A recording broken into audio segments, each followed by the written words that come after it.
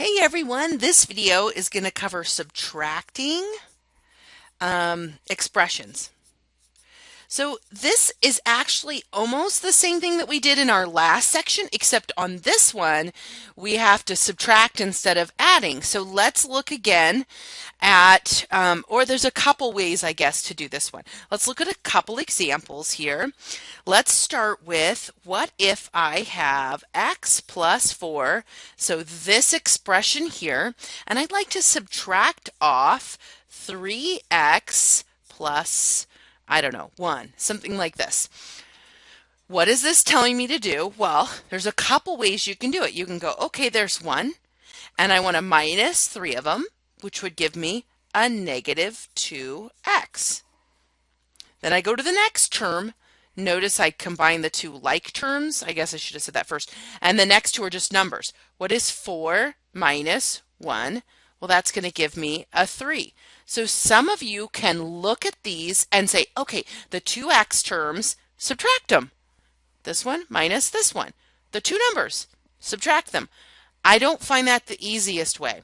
What I'm going to do is switch the signs and add. Let me show you this way. It is by far the least amount of mistakes that people make for this one. Okay, so we're going to go, all right.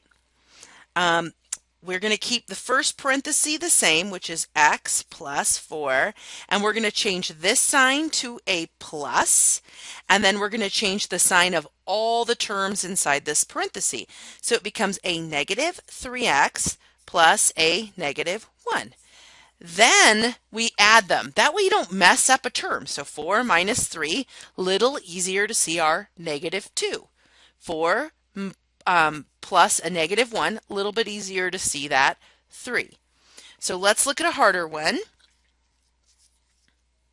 What if I have 16 m's and I want to minus off 3 plus 8 m's? So this is the same as when we looked at distributive of a negative. I mean, it really is the same idea. I'm distributing this negative so that I don't mess it up, and then I'll add terms basically. So I'm going to leave the 16m, and then the minus is going to go to the 3. So I'm going to have a minus 3 minus 8m's, right? And you could have thought of, I am minusing off the 3. That's hard to think of, easier to switch the signs. And you could have thought of 16 minus 8 to get the 8m's together. But I think it's best to switch the signs like this and then combine your like terms.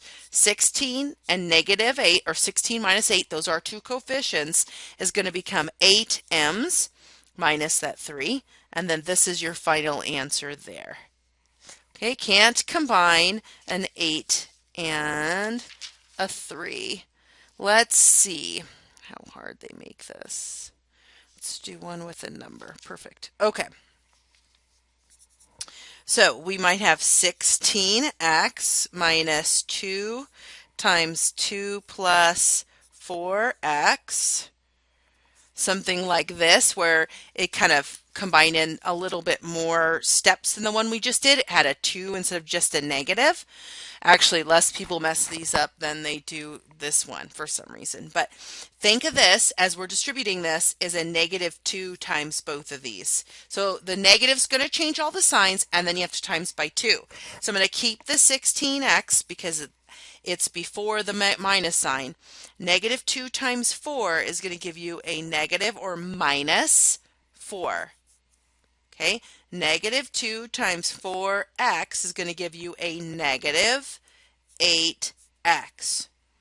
You could have done plus a negative 8, and that would have been the same idea, but I like to think of this as a negative 2 times 2 is going to give you a negative 4 and a negative 8, or minus, because those are the same thing. Okay, then combine these two terms to get our 8x minus the 4. All right, so you could have to distribute a little, and then combine your like terms.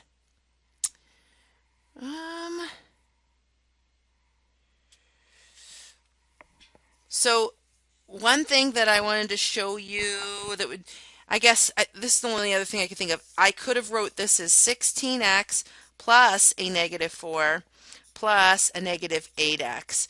That's just another way you could have thought of that. So I just showing you that these two are equivalent or the same expression. And remember, if you are thrown any fractions, that you have to get a like denominator to add them together. I was trying to think if there was any other ones that I really wanted to cover. Maybe I just want to think of this. What if I have negative x plus x plus x plus x?